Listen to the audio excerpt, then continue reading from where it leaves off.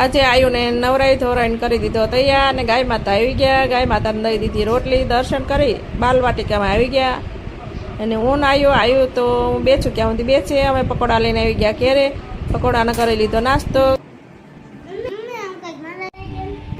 આખી કેરીની ગુલ્ફી બનાવી દો. હા તો સરસ લાગશે. તને ભાવશે?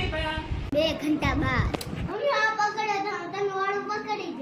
હા લે આયુષ મદદ કરાવવા આવી ગયો છે. આપણે લોયો લઈને સગડી ઉપર મૂકી દઈશું ને દૂધની બોટલ તોડી અને દૂધ નાખી દીધું ને 1 કલાક બાદ આપણું દૂધ થઈ ગયું ગરમ અને 2 કલાક બાદ દૂધ થઈ ગયું ઘાટું. આટા દૂધમાં એલચી અને કેસર નાખી દીધું અને પછી હલાવી નાખ્યું. આયુષ વાવથી રાહ જોવાતી નથી ક્યારે બનશે અને તપ ધરીને ઊભો છે અને આપણું મિશ્રણ થઈ ગયું તૈયાર. અને કેરી લઈને કેરીનો ડેટીઓ કાપી નાખ્યું. કેરીની અંદર ચાકુની મદદથી ગોટલા ફરતો રાઉન્ડ કાપી નાખશું અને ચમચીની મદદથી ગોટલું આપણે કાઢી લઈશું. દૂધનું ઘટ થઈ ગયેલું મિશ્રણ નાખી દઈશું અને આયુષ આવી ગયો મદદ કરવા. મને પણ નાખવા દો અને કેરી ભરીને થઈ ગઈ તૈયાર.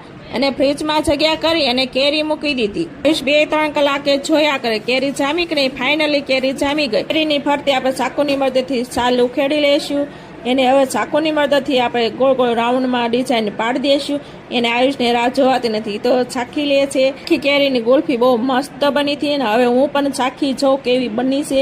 અને ચાખીને બહુ મસ્ત બની હતી અને તમે પણ બનાવો. પસંદ આવે તો લાઈક કરજો, શેર કરજો, સબસ્ક્રાઇબ કરજો. Bye bye.